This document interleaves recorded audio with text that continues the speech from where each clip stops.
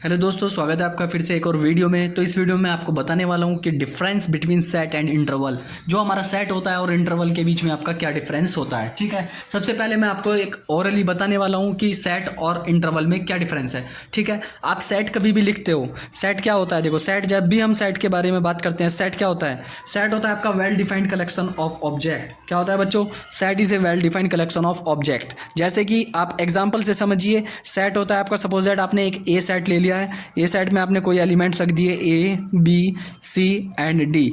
ठीक है, ये तो हो गया आपका एक सेट का एग्जाम्पल, क्योंकि एग्जाम्पल से हमें काफ़ी इजीली समझ में आ जाता है और डिफाइन करना भी बहुत आसान होता है और हम लॉन्ग टाइम तक याद रख सकते हैं अगर हम क्या देख लें, एक बार एग्जाम्पल को अच्छे से समझ लें। ठीक है, वहाँ पर और अदर आता है आपका इंटरवल। ठीक है बच्चों, इंटरवल, इंटरवल क्या होता है? देखो, कभी भी आपने देखा होगा कि सेट और इंटरवल को कभी कभी कंफ्यूज हो जाते हैं बच्चे, जैसे कि ओपन सेट ओपन इंटरवल। ठीक है, तो उसमें कंफ्यूज नहीं होना है और मैं आपको बताता हूँ इंटरवल की एक पहचान और सेट की भी पहचान, तो जिससे आपका कंफ्यूजन हो सकता है दूर। ठीक है, तो बात करते हैं इंटरवल। देखो बच्चों, इंटरवल जब भी आपकी आती है वो 1 2 इस तरीके से आप लिखते हो इंटरवल। आपके जो इंटरवल के बीच में जो गैप होता है वो गैप नहीं होता है। देखो यहाँ पर आपको दिख रहा है कि ये 2 एलिमेंट लिखे हुए हैं, लेकिन बच्चों ये 2 एलिमेंट नहीं होते अगर आप नंबर लाइन की बात करते हैं तो।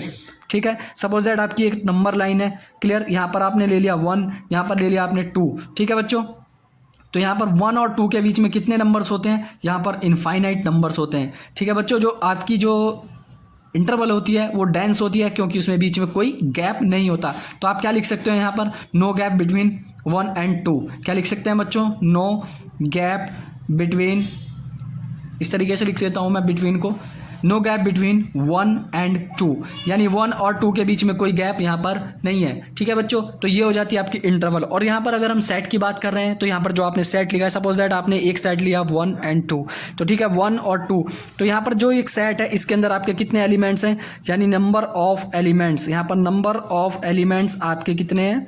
Number of elements equal to 2। लेकिन यहाँ पर नंबर ऑफ एलिमेंट्स की अगर मैं बात करूँ तो बच्चों यहाँ पर कितने हैं? यहाँ पर नंबर ऑफ एलिमेंट्स आपके कितने हैं? इनफाइनाइट हैं, इनफाइनाइट हैं। ठीक है बच्चों, हमेशा जो इंटरवल होगी, इंटरवल में आपके नंबर ऑफ एलिमेंट्स इनफाइनाइट होंगे और सेट आपका इनफाइनाइट हो सकता है, मे बी और मे नॉट बी। तो हमेशा बच्चों आपको ध्यान रखना है कि कोई भी इंटरवल होगी उसमें कोई गैप नहीं होता है। ये आपकी इंटरवल की फॉर्म है। ये तो आपकी क्लोज इंटरवल थी, तो यहाँ पर आपने क्लोज इंटरवल के लिए इस तरीके से, तो देखो बच्चों इंटरवल भी आपकी 2 टाइप की होती है, close interval and open interval. ठीक है बच्चों, तो क्लोज इंटरवल कौन सी होती है? जिसमें आपके बाउंड्री पॉइंट भी आ जाते हैं, यानी बाउंड्री के नंबर भी आ जाते हैं, तो उस इंटरवल को हम इस तरीके के ब्रैकेट में हम क्लोज कर लेते हैं, जैसे कि इसे बोल देते हैं हम क्लोज इंटरवल। अभी सपोज दैट आपको कोई ओपन इंटरवल की बात करें तो बच्चों ओपन इंटरवल क्या होती है देखते हैं। देखो, ओपन इंटरवल, ठीक है, तो देखो ओपन इंटरवल ही सेम ऐसी ही होती है आपकी, किसी भी नंबर लाइन पर होती है, कोई भी आप नंबर ले सकते हो। आपने सपोज दैट यहाँ पर 0 लिया और यहाँ पर आपने क्या लिया? 1 ले लिया। ठीक है बच्चों, तो यहाँ पर क्या होगा, आपकी ओपन इंटरवल में कुछ अलग देखने को आपको मिलता है।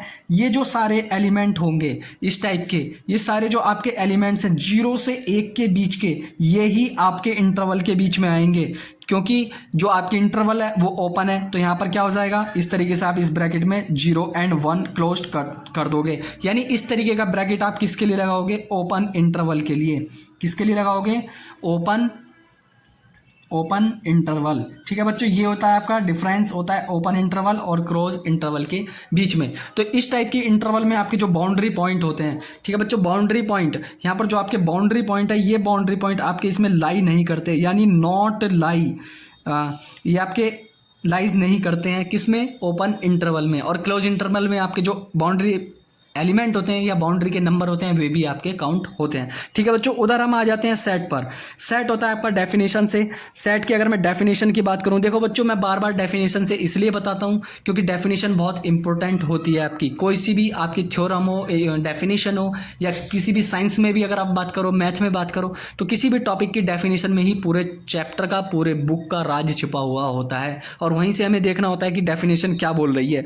डेफिनेशन कहती है सेट की, set is a well defined, क्या होता है? Well defined.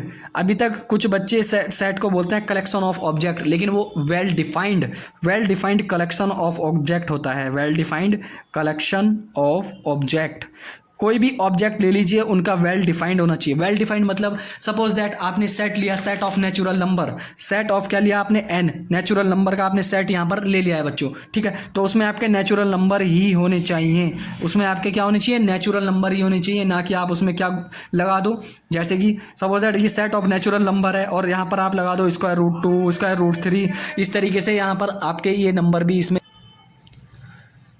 तो यहाँ पर जो आपने नेचुरल नंबर का सेट लिया है तो इसमें केवल आपके नेचुरल नंबर ही होने चाहिए। जैसे सपोज दैट आपने इसमें square root 2, square root 3, square root 4, square root 5, इस तरीके से आप कोई भी अगर नंबर डाल देते हो तो इसमें क्या हो जाता है, is not a well defined. मतलब ये है कि साफ साफ डेफिनेशन से कि जो आपके ऑब्जेक्ट होने चाहिए वो वेल डिफाइंड होने चाहिए, मतलब एक ही कैटेगरी के होने चाहिए आपके नंबर, ठीक है। जैसे नेचुरल नंबर है तो नेचुरल नंबर ही होने चाहिए, या इंटीजर है तो इंटीजर ही होने चाहिए, रेशनल नंबर है तो आपके रेशनल होने चाहिए, एंड इरेशनल नंबर है तो आपके ओनली इरेशनल नंबर ही होने चाहिए, ठीक है बच्चों। ये होती है इसकी definition, well defined collection of object, ठीक है। अब मैं बात कर रहा था सेट भी आपके इनफाइनाइट और फाइनाइट होते हैं। ये जो मैंने आपको एक सेट बना कर दिया था, ये था आपका फाइनाइट, जिस में नंबर ऑफ एलिमेंट कैसे हो, फाइनाइट हो, नंबर ऑफ एलिमेंट्स कैसे हो, फाइनाइट हो, जिसे आप इजीली क्या कर सको, काउंट कर सको। जैसे 1 और 2 कितने एलिमेंट है, नंबर ऑफ एलिमेंट की बात अगर हम करें तो 2 नंबर ऑफ एलिमेंट इसके अंदर हैं।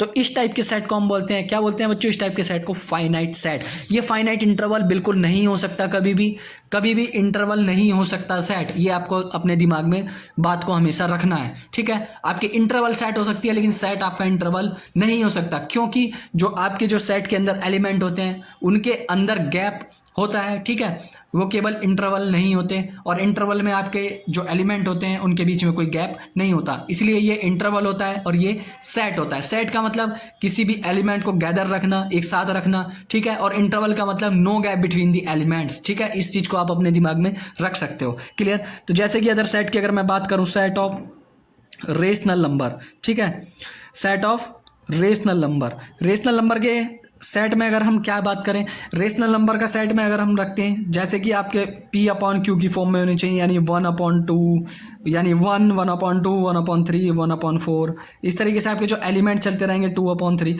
कुछ भी हो जो आपके एलिमेंट किस तरीके के हों, रेशनल हो, तो वे ही आपका सेट क्या कहलाएगा, सेट ऑफ रेशनल नंबर, ठीक है बच्चों। इसमें आप इरेशनल नंबर नहीं रख सकते, क्लियर।